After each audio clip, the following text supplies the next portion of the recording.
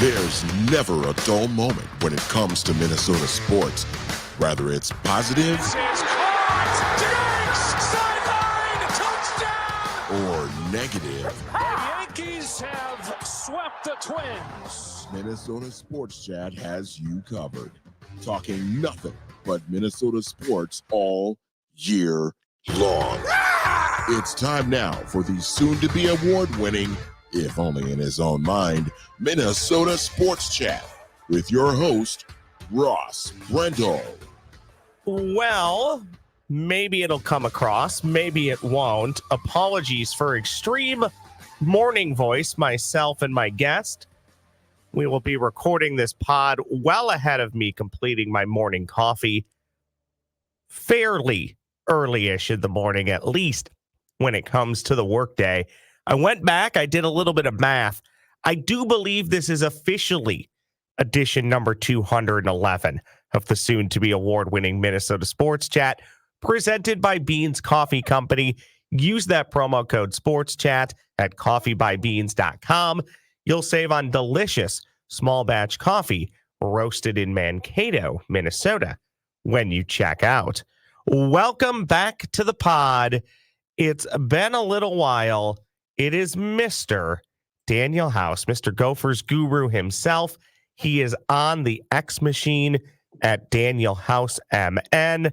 I am on that X machine at the Ross Brendel. This podcast will drop at some point on the 9th of April. Daniel, we are recording this in the morning. I am still fighting the remnants of cold/pneumonia. I still have bad morning voice because I have not had my cup of beans coffee. But guess what, Daniel? I'm excited because you're back and we get to talk sports. How you doing, my guy? I'm doing well. Spring football, NFL draft coming up. This is a wonderful time of year for me. It's the most wonderful time of the year. That's just me trying to warm up my voice. Nobody actually needs to hear me singing. So here's what I got on the docket for Mr. Gophers Guru himself. We will actually talk a little Gopher football as it relates to the draft. We'll talk a little Gopher basketball. I got some of this lined up for Daniel. House maintenance. Get to that in the back half of the pod. Let's start with the Minnesota Vikings and specifically the quarterbacks in this upcoming NFL draft. Logic would tell you the Vikings are going to take a quarterback. That doesn't mean they will. They certainly don't have to. It's their prerogative. If they would like to, they can. If they don't want to, they certainly don't have to. But I think a lot of people believe they will. There appear to be 4 quarterbacks at the top of the draft: J.J. McCarthy, Drake Maye, Caleb Williams, and Jayden Daniels. And when I say top, I think I just mean somewhere in the first round. I would like Daniel House to put those 4 quarterbacks in his order, not of preference for the Minnesota Vikings, but just his big board of the 4 quarterbacks. Where does Daniel House have them ranked? Okay, so can I pick a player outside of those 4? Oh, sure. If you got somebody ahead of one of those guys, go ahead. Yeah, I have it Caleb Williams, J.J. McCarthy, Bo Nix, Drake Maye. Okay, That's so my 4 right now. So you've left Jayden Daniels out, and here's my thing on Jayden Daniels, just for fun. We'll have a little bit of a talker here. I don't know what he'll translate to at quarterback. I do think he's probably going to wind up number 2 going to the Commanders. I do think, though, that speed and talent and escapability is going to be really tough for teams to pass on, even if there are questions at the actual quarterback position itself. Would you agree or disagree with that assessment? Yeah, I mean, he is dynamic with the ball in his hands. I mean, he can really glide and accelerate when he gets out of the pocket and is looking to extend plays, and the defense definitely has to respect that. I do think he has to hone it in a bit because he takes a lot of unnecessary hits. And when you start piling up the hits and putting your body out on the line and not protecting yourself, that's not a recipe for success, especially in the NFL. I still, looking at the tape, believe he takes way too many unnecessary sacks. When teams are able to pin him in the pocket, he's far less effective. And I want to see him be able to handle those type of things. When the picture changes and you got pressure barreling down, you got to be able to get the ball out to the right spot. And I think that, obviously there's flashes in his game. Like there's talent there. It's going to come down to, just like every other quarterback, what type of situation he gets in. The ability to throw that slot fade with precision, I think that's the best route that he throws when you're looking at route types. And he can really throw the ball downfield with precision and accuracy. But I keep coming back to this pressure thing where I want to see him perform better when the rush is coming in. So Bo Nix enters this draft, I believe, at 43 years old, 22 years of college football. Why do you have him in your top 4? All of that obviously was facetious when it comes I to Bo know Nix, but he is older. I know it's controversial, but I have went back and I've watched all of the career progression, where it started at Auburn to where it is now. I believe there are some unique factors at play here with Bo Nix. 5 different coordinators, 5 different voices in the offensive room. But when he got to Oregon, got in the structure of that offense, he saw a lot of different things: the timing, the accuracy, the quick release, ability to layer in throws, can work out a structure, very good athlete. I love his pump fake. He's got one of the best pump fakes in the draft to be able to manipulate defenders in that way. I know that a lot of people talk about throwing behind the line of scrimmage and how many plays resulted in that with screens and things like that. But when he was asked to read the defense, you saw like high-low concepts, different things that he will be asked to do in the NFL. There is processing there. And he also shown the ability to make the throws at all 3 levels when he's asked to do so. I like his patience in the pocket too, how he calmly operates. He isn't a jittery quarterback most of the time, and he'll look for that outlet. He'll find it. He'll scramble when needed. He'll buy that extra second. I think one of the things he needs to work on is reestablishing his platform and base while he's moving out of the pocket, throwing on the run. He gets drifting or moving too fast, and that causes a little bit of an inaccurate ball. But the experience combined with the coordinator changes, I think NFL people are wondering how he's going to translate and when he steps outside of that Oregon offense. But if he ends up in the right system, and I believe the Viking system could be one of them, he can have success in this league, in my opinion. So my thoughts on Bo Nix, and they can be very uneducated and wrong. It's likely that it'll be both uneducated and wrong. My hunch is, if he goes in the first round, Daniel, it's going to be a team that plans to play him right away because he's already older. So I'm not sure if you want him to sit. I think you want to start that clock probably as quick as possible. It's also possible, Daniel, that because of his age, he could fall. Maybe that's second, third. I don't know. Maybe it's fourth round. It happens to one guy every year that inexplicably falls. If that's the case, Daniel, the team that likely drafts him, more than likely it will be a good spot for him. He might not play right away, but the team that eventually decides to draft him will be a team that really believes in him. We'd like to think every team that drafts a player believes in who they're drafting. For the most part, that's true. It's not always the case. Sometimes you throw the old dart. You throw the dart at the dartboard. Sometimes you throw something at the wall just to see if it sticks and works out. My hunch is if Bo Nix goes in the first round, he's playing almost immediately, if not right away. If he falls, it's going to be the age thing. Fair assessment? Yeah, that's part of it. And also just the question marks, like I said, about the structure of Oregon's offense, which I think has kind of become a talking point, maybe not the most educated thought process. Like when you're able to go through and see everything that he's done, the whole body of work over the course of his career, now in the smart side of it, where he's setting all the protections.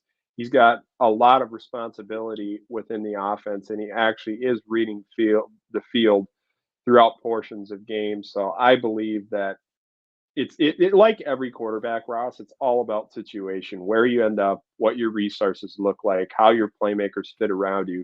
So I'm saying that in the right situation, Bo Nix can come in and play immediately. Now, that's why I have Drake Maye and Jayden Daniels a little lower, because I think the talent flashes, but they need some more time. Maybe they're a player that you'd like to have sit for a year, ideally, to just kind of get in the flow if you had that luxury. But I think Bo Nix can come in and contribute in the right situation. Whether it's at 3, maybe 4, maybe 5, maybe 8, 9, 10, 11, or 23, do you believe the Vikings are leaving the first round of the NFL draft with a heir apparent to Kirk Cousins in place? Doesn't mean Yeah, to your point that that player's playing right away, but do you believe they will take a quarterback in the first round? yeah, I believe they'll take a quarterback in the first round. I believe it'll be one of McCarthy, Bo Nix, or Michael Penix, one of those three. See, and then that would lead me to believe, Daniel, with a couple of those names, I don't think you have to move up. I think a couple of those names are available at 11, maybe even available at 23. So could the Vikings be setting themselves up for the future with a quarterback, but also at 11 or 23, getting a really good player, maybe somebody for Brian Flores who could help them right now? That's possible, and that's why they did that trade, to give themselves flexibility. I mean, you could go a wide variety of different directions. Byron Murphy at 11 from Texas, who I think is going to be a very, very good defensive tackle in the NFL. I've done a lot of homework on the defensive tackle class, studying all the players, and in my opinion, I think you need to take a defensive tackle early if you want a blue chip player to come in and contribute immediately and be a game changing player. But Murphy's got everything I want in a defensive tackle. He can get off blocks, hips and hands and sync, activating knockback, plays with great balance, able to navigate through traffic, and then also in the run game, being able to shoot gaps and play with great lateral agility. He's got a quick first step, and you just blink and he's crossing you to shoot a gap if you're a blocker. So Byron Murphy would be an option, and then maybe you can go quarterback at 23. But the question I have is, how are teams valuing these quarterbacks? Because I do believe there is a lot of smoke out here right now regarding someone like JJ McCarthy, for example. Is Jim Harbaugh out here throwing a bunch of smoke out, hoping that 4 quarterbacks go in front of him so he can take the best non-quarterback available at 5? And I'm not saying that McCarthy isn't worthy of going in the top 5. I just am skeptical whether teams are viewing it like, the top 4 are going to go immediately in the first 4 picks. Yeah, and we've also never had a draft where that has happened. So history would tell you that it won't happen. But Mhm. look, things happen for the first time all the time. So it is possible. We've talked about this before in closing on the Minnesota Vikings in relation to the NFL draft. Has anything changed today as we record this on April 9th? Who is your quarterback that you want for the Minnesota Vikings? And has that changed since the last time we talked? JJ McCarthy is my guy for the Vikings in this draft. And I base it off of fit. I do believe that McCarthy does everything that Kevin O'Connell's looking for in a system: a play action quarterback. He can suck defenders up, layer the ball over the middle of the field, but also has that off schedule scrambling ability to, buy a little time. He's slippery out of the pocket. He'll redirect receivers with a hand signal, place the ball in a good spot or draw a flag. He's showing the ability to really work the middle of the field with anticipation, flashing the crossers and the seam shots, and varying the tempo of throws and the pace of them as needed. I think he's going to be even better when he figures out the throwing mechanics, especially to the left. There's this tendency he has of opening at the top of his drop, which has led to some accuracy problems with his base wider. I think he's going to work on that. People already saw some improvements mechanically during his pro day, but you just look at all of the potential, what type of structure the Vikings offense has, the playmakers that are available. I do think no matter which quarterback they pick, they have to get better in the run game. They need to figure out schematically, personnel wise, how to run the football better, because any quarterback that comes in here as a young player is going to need a running game to effectively stir the drink in a sense. Well, hopefully the versatility of Ty Chandler will help with that. Hopefully they'll get more productivity out of Aaron Jones than they did out of Alexander Madison. Time will tell on that running game. I think the evidence now has shown through 2 years, this is never going to be the team that runs the ball a lot or relies on the run game, but you certainly need it to help set up the pass with Justin Jefferson, assuming he's a member of the Minnesota Vikings going forward. I do believe that he will, with Jordan Addison and those incredibly, when on the field, gifted tight ends that the Minnesota Vikings do have. I want to ask you, shifting gears to the Gophers in relation to the NFL draft, Tyler Nubin, where do you see him going in the draft? At one point, some mocks had him consistently in the first round, later in the first round. Lately, Housey, he's been showing up primarily in the second and sometimes third round. Where do you see Tyler Nubin going? Maybe not necessarily team, but what range are you thinking a player of his caliber and quality may go in this upcoming NFL draft? I would say between 33 and 42 of the second round. So right at the top half of the second round. A team like Tennessee is one that I'm watching. Green Bay at 41. Maybe the Tennessee Titans at 42. Don't do that to me, Housey. Don't send another Gopher to the Packers. Don't do that to me. Well, it would not surprise me one bit. There could be Stop breadcrumbs leading there. Stop it. I'm not going there, Daniel. Sorry. I'm not doing it again. What in this process leading up to the draft, what has stood out for him and maybe what has hindered him a little bit? Well, he ended up having knee surgery right before the bowl game, which definitely altered the draft process. So he was invited to the Senior Bowl, wasn't able to do that. Went to the scouting combine, went through the on-field workout, did not do any of the testing. Went to the pro day, did the testing there, still felt the effects, and obviously was hindered a bit by the knee surgery that he had this offseason. So teams are looking at the film, and I sit and look at the safety class and see how it stacks up where Nubin is relative to everybody else. I do believe this is not a very deep safety class. I think Nubin is right at the top of the list when you're looking at safeties based off film. You look at his processing, his instincts, the way he studies the game, the way he prepares. That shows up in the game where he's able to be in the right spot, break on the ball, communicate in the back end, display the versatility that he has. I believe NFL teams are really going to like that a lot and find that when they get him on the board, he's going to be able to show his football IQ, which separates him from a lot of prospects. And so I think that the pre-draft process isn't really going to take much weight just based off what the film has done. Who else from the maroon and gold may hear their name called on draft weekend that we should be cheering for and looking out for in this upcoming NFL draft weekend about 2.5 weeks from now? Yeah, Brevin Spanford, tight end. You look at 2022, one of the top players in the country at tight end and yards per route run. 2023 wasn't as impressive in that category. But was very versatile in Minnesota's offense. They asked him to be inline, they asked him to be detached, they asked him to do a lot of different things, which allowed them to get to different formations and personnel groupings. And he got so big, he was up to 275 just because he needed to be able to block in Minnesota's system. And now I look at it as cutting weight, getting down. That's been something that has been a focus entering the pre-draft process to increase that speed and the ability to move in and out of breaks with more explosiveness. So Brevin Spanford is someone I can see an NFL team saying, hey, we want to develop this guy. We see some potential based on the traits, based on the frame, and looking at how he could be used a little bit differently in the NFL game. Also, I would not discount Kyler Baugh here.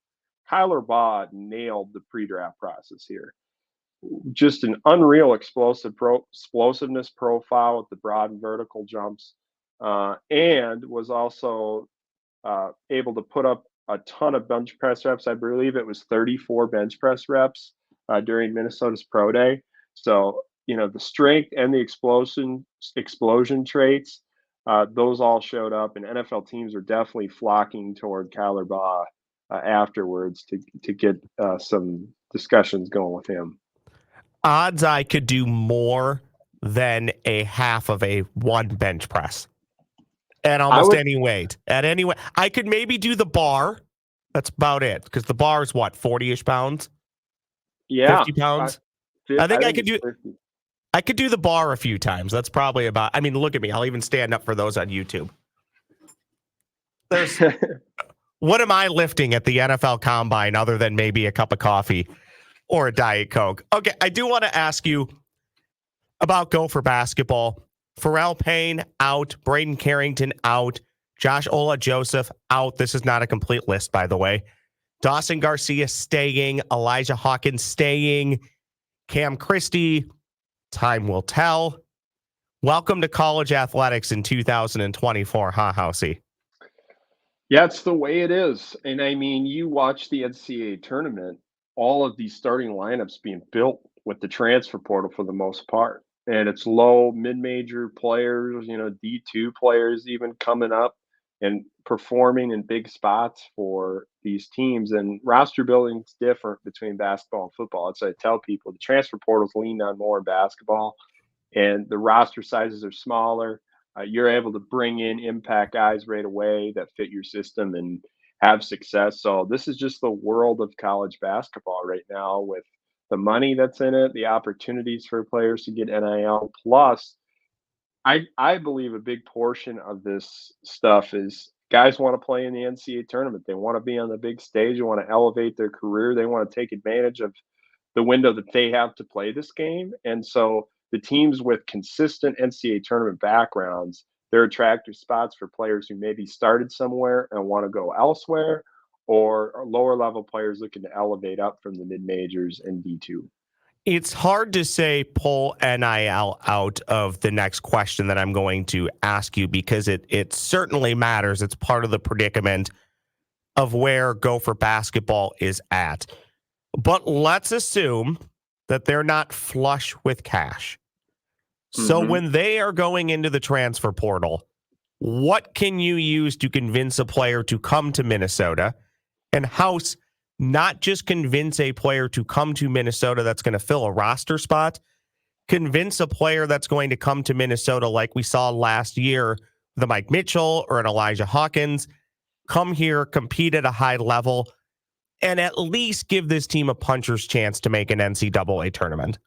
Yeah, the big part of it is playing time. I mean, you're going to have a chance to be a major part of the rotation, if not an impact player, by coming into the program. And then, also the NIL side of it, I do believe that Minnesota in the basketball side of it is actually improving its NIL, moving the needle in that direction, which is helpful.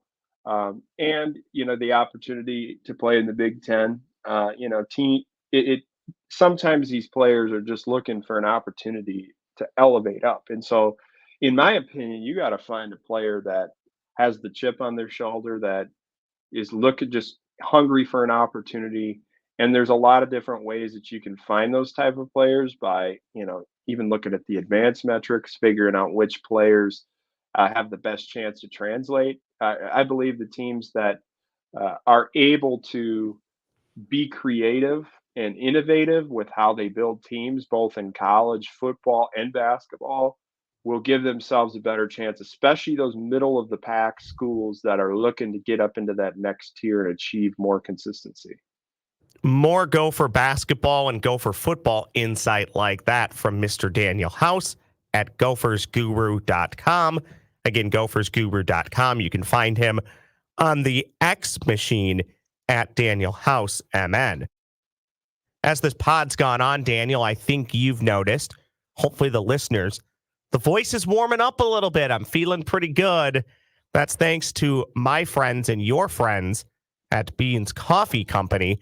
They've been caffeinating this podcast now for over a few years. Beans Coffee Company, they have a roast and blend in a variety of flavors. It'll satisfy all coffee drinkers. Maybe you're turning into a bit of a coffee snob like myself. Maybe you just need a cup of anything in the morning. Whatever you're looking for, you'll find the best at coffeebybeans.com. Light roast, dark roast, medium roast. Again, whatever you're looking for, they have it. Order by the bag. You can even set up a coffee subscription so you never run out. That morning cup of coffee is important. I'm feeling the effects of it right now. So drink the best coffee around. Today's cup for me is the classic blue bean in my blue hydro flask, courtesy of Beans Coffee Company. It's a delightful light roast. Beans Coffee Company, they ship anywhere in the U.S. Free shipping on all orders of $35 or more. Use the promo code SPORTSCHAT. That's SPORTSCHAT to save at checkout at coffeebybeans.com. Okay, Daniel House, one of my pet peeves for years in not just college basketball, but the NBA has been that every game moves along fairly well until the final 2 minutes of an NBA and college basketball game. And I'm not sure there's a way to fix it. I think the train, for the most part, has left the station. But we're going to do a little house maintenance. And I'm going to let you tell me. You want to hear that again? House maintenance. I'm going to let you tell me, in the NBA and college basketball, maybe it's one size fits all. Maybe it's a little bit different for each sport. I'll give you my answer when you're done. The review process is painful. It is just slowing the game down way too much. How do we speed this process up so the end of a basketball game is more natural to the game of basketball and it's not this constant stop, start, stop, start, stop, start, stop, start, stop, start? How do we fix that in house maintenance? Well, it's a big problem in college basketball. And it's not just even in the 2 minutes scenarios of games. Like, I actually think that, like, for the most part, the biggest way they can fix this is by providing a challenge opportunity in college basketball. So each team gets 2 challenges per game. You lose a timeout if you're wrong. And I would like this because you basically create an accountability system for the coach too. Because if you want to be reviewed, you have to be willing to sacrifice a timeout. So there's a strategic component, and then you have to decide if it's worth challenging.